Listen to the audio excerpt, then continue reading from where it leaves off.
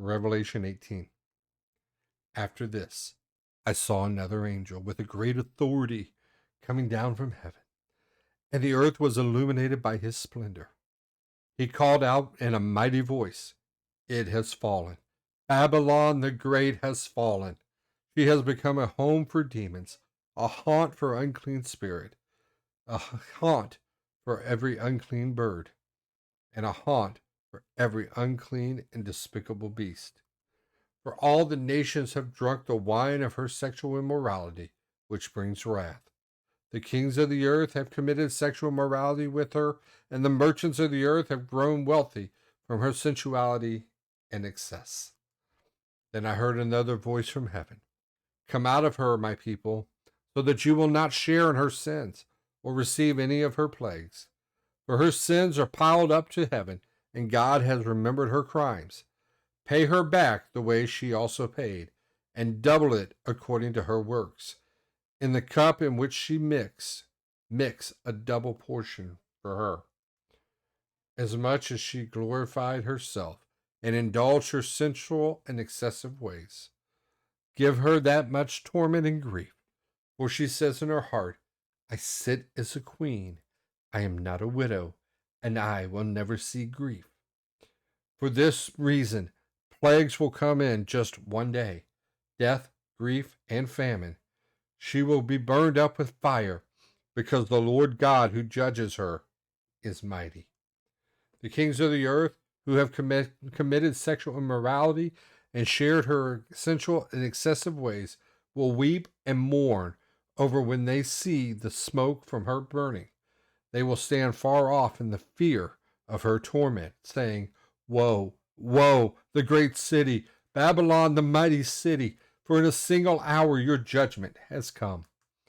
The merchants of the earth will weep and mourn over her, because no one buys their cargo any longer: cargo of gold, silver, jewels, and pearls, fine linen, purple, silk, and scarlet, all kinds of fragrant wood products, objects of ivory, objects of expensive wood, brass, iron, marble, cinnamon, spice, incense, myrrh, and frankincense, wine, olive oil, fine flour and grain, cattle and sheep, horses and carriages, and slaves, human beings.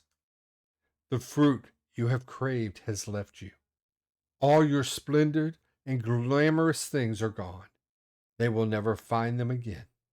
The merchants of these things, who became rich from her, will stand off in fear of her, far off in fear of her torment, weeping and mourning, saying, Woe, woe, the great city, dressed in fine linen, purple and scarlet, adorned with gold, jewels, and pearls, for in a single hour such a fabulous wealth was destroyed.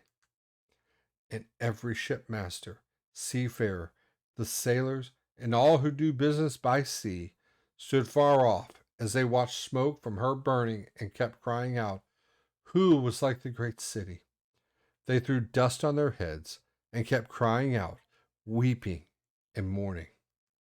Woe, woe, the great city, where all those who have ships on the sea became rich from her wealth, for in a single hour she was destroyed.